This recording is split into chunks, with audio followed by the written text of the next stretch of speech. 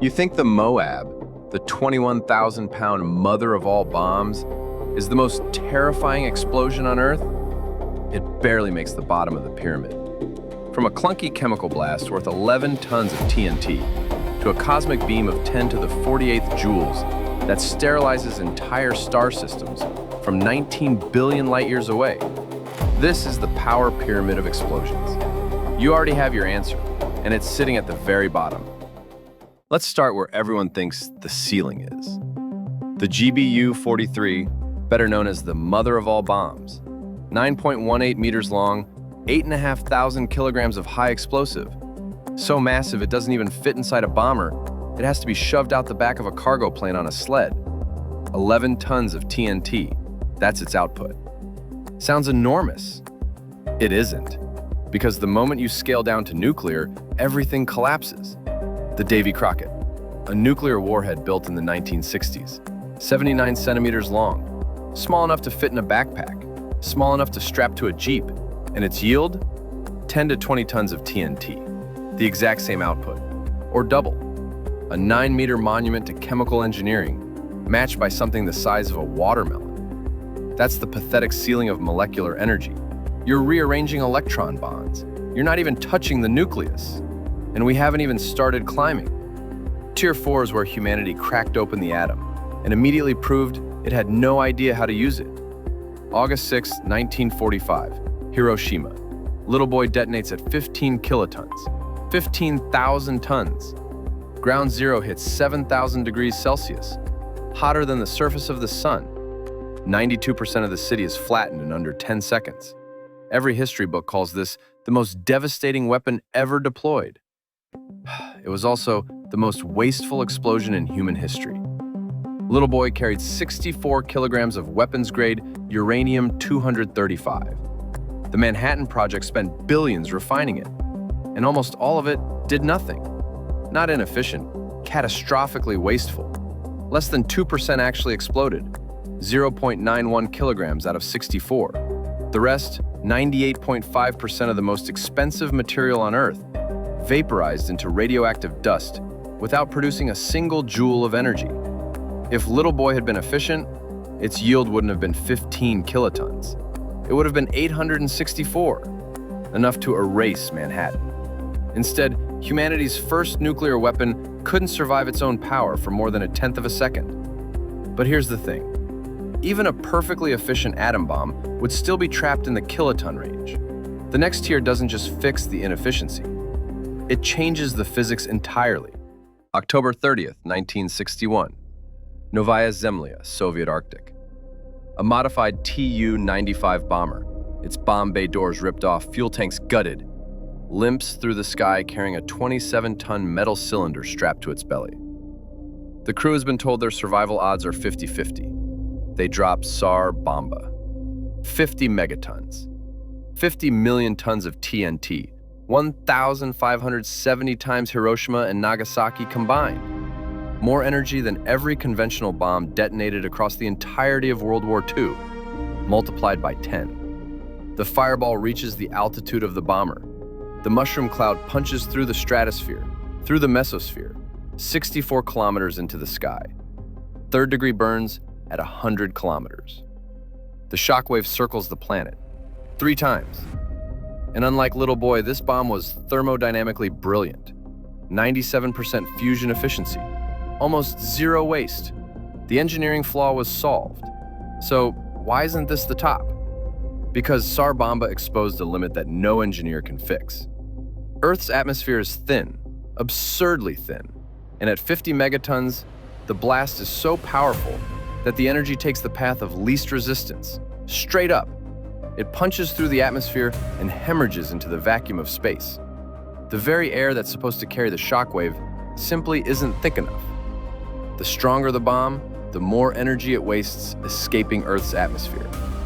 Humanity built the most powerful weapon it could possibly build, and the planet's own physics put a cap on it. The next tier doesn't fight that limit. It doesn't even acknowledge the atmosphere exists. Forget weapons, forget engineering. From here on, we're talking about the raw machinery of nature, events that reshape continents and rewrite the biological record of this planet. Krakatoa, 1883, 200 megatons, 4 times Sarbamba. 70% of the island simply ceases to exist. 30-meter tsunamis erase 165 coastal villages, 36,000 dead. But the number isn't what makes Krakatoa terrifying. Krakatoa produced 310 decibels. It ruptured eardrums 40 miles away.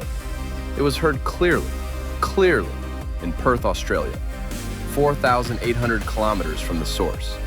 And the pressure wave didn't stop. It circled the entire planet for 5 days, 7 full rotations.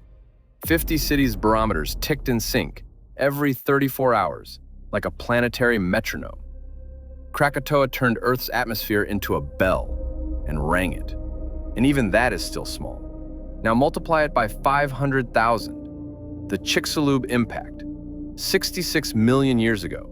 A rock 10 kilometers wide, not a bomb, not a warhead, just mass and velocity, strikes the Yucatan Peninsula at cosmic speed, 100 million megatons, 100 teratons, 300 zettajoules. That's 2 million Sarbambas. Simultaneously, at the same point, the impact triggers a magnitude 9 to 11 earthquake. A mega tsunami 1.5 kilometers tall surges outward. 25 trillion tons of rock and sulfur launch into space, re-enter the atmosphere, and the friction alone ignites 70% of the world's forests. At once, this single collision ended the Mesozoic era. 75% of all species erased.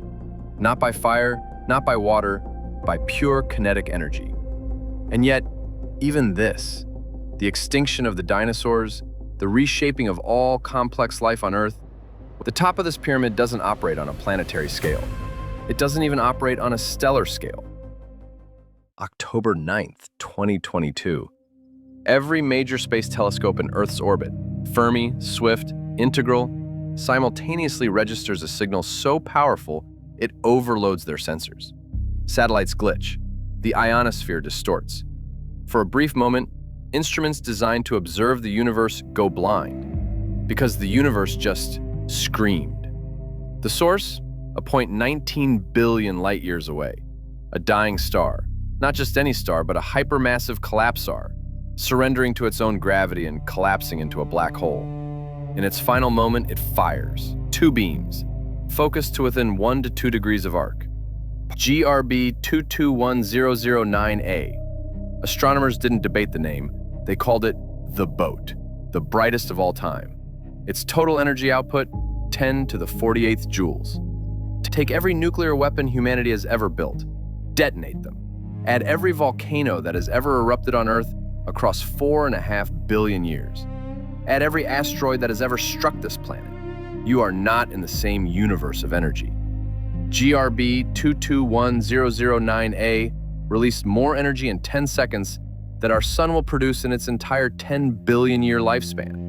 And it didn't waste a single photon doing it. No spherical diffusion, no atmospheric venting. Every joule compressed into 2 surgical beams fired across the cosmos at the speed of light. And here's what makes it truly God tier. If a gamma-ray burst of this magnitude occurred within our own galaxy, aimed at Earth from just 8,000 light-years away, there would be no fireball, no shockwave, no sound. The ozone layer would simply vanish.